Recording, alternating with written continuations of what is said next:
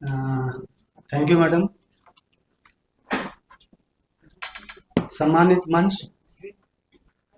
मंच पर विराजमान कार्यक्रम की अध्यक्षता कर रहे प्रोफेसर विजय शंकर शुक्ल जी, आप गुरुतुल्य हैं। प्रोफेसर यशवंत संखवार सर,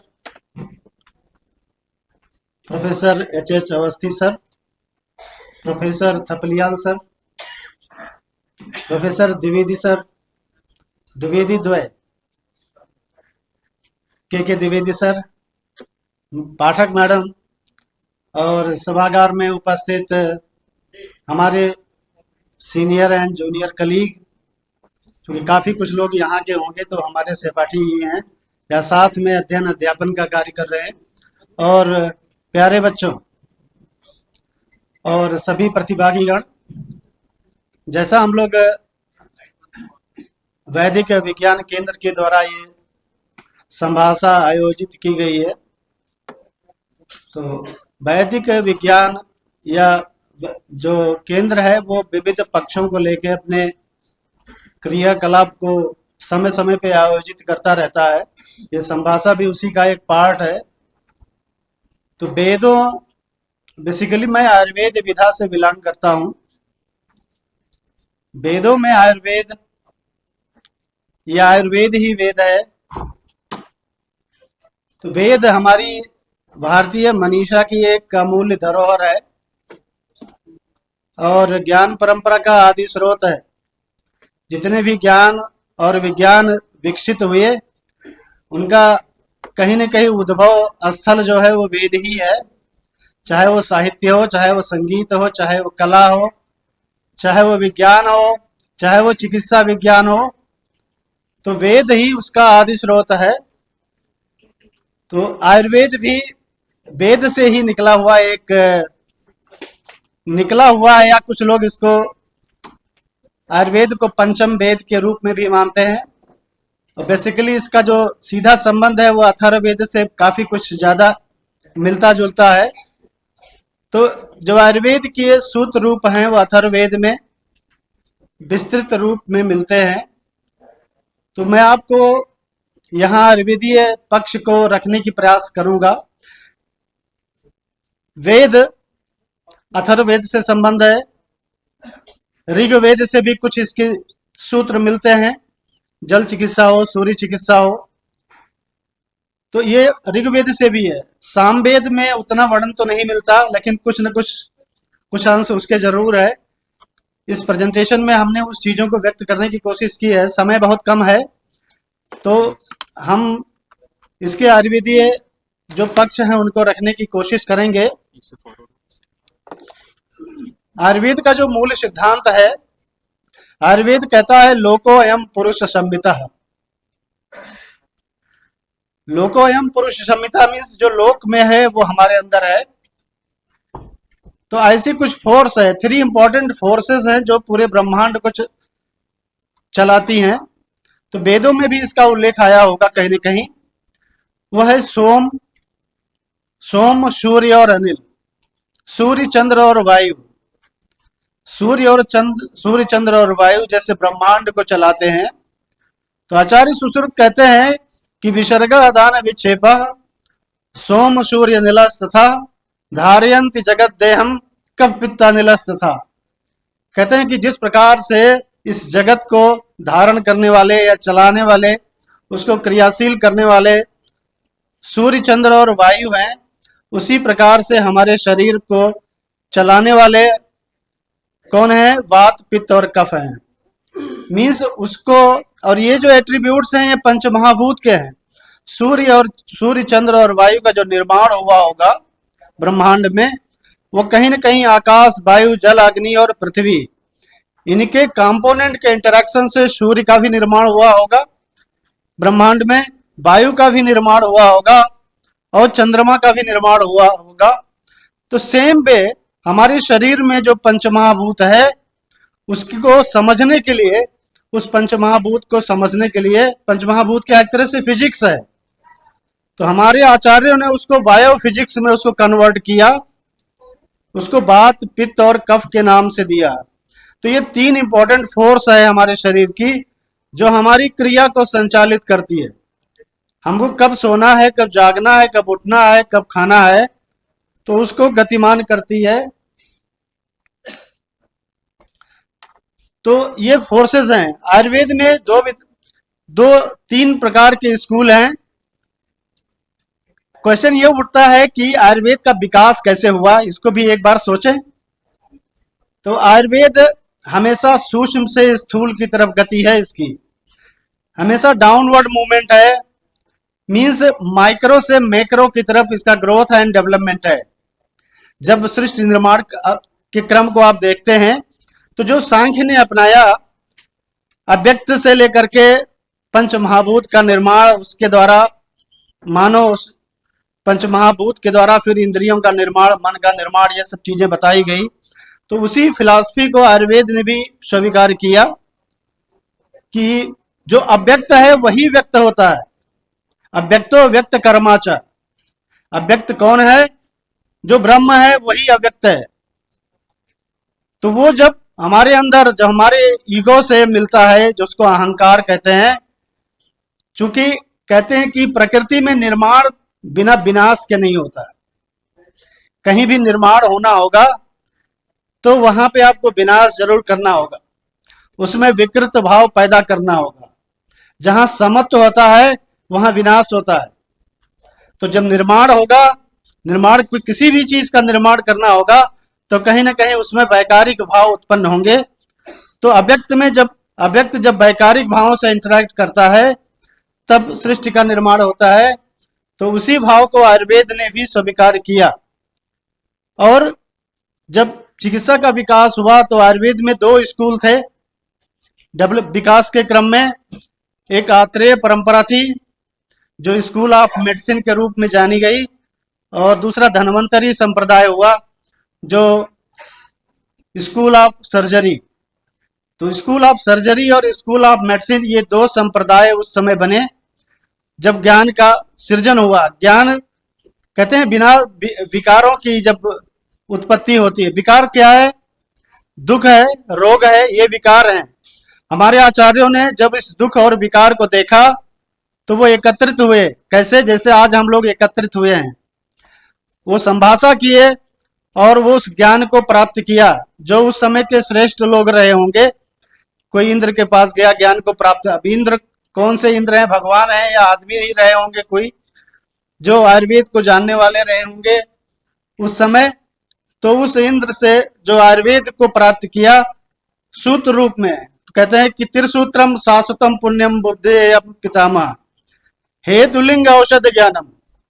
हेतु लिंग औषध का ज्ञान उन्होंने प्राप्त किया और उसको आयुर्वेद के रूप में विकसित किया। दो स्कूलों में, एक आत्रेय परंपरा चली जो स्कूल ऑफ मेडिसिन है, और दूसरी धन्वंतरी संप्रदाय है।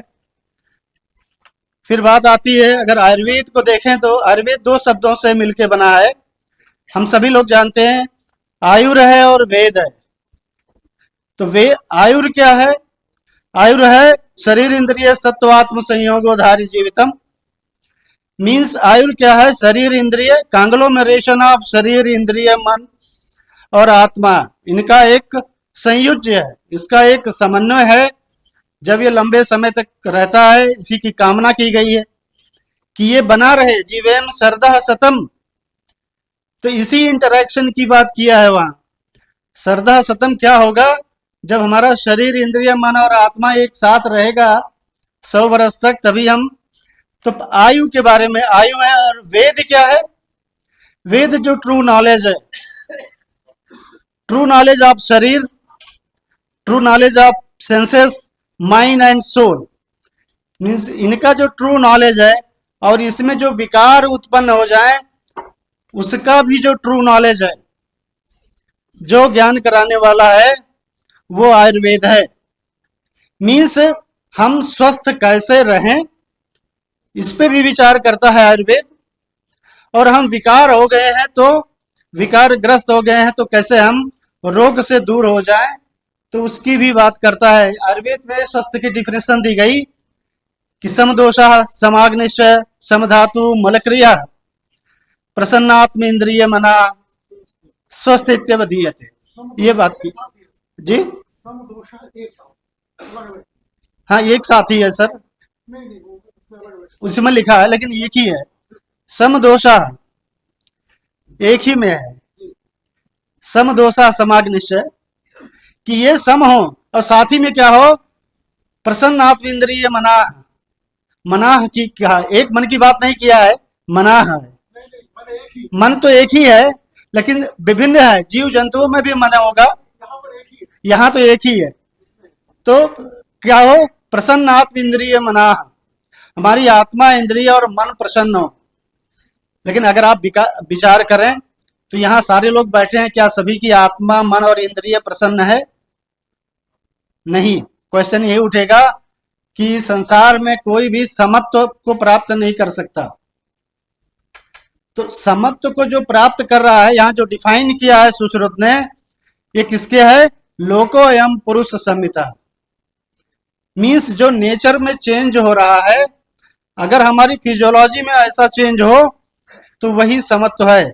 नेचर में हमेशा वैषम्य होता है, क्योंकि नेचर हमेशा सृजनात्मक है, प्रकृति हमेशा निर्माण कार्य में लगी रहती है, और हमारा शरीर भी प्रकृति ही है, वो हमेशा भी निर्माण कार्य में लगा रहता है। उसमें प्रोसेस ऑफ रीजनरेशन और डीजनरेशन की क्रियाएं चलती रहती हैं अकॉर्डिंग टू नेचर।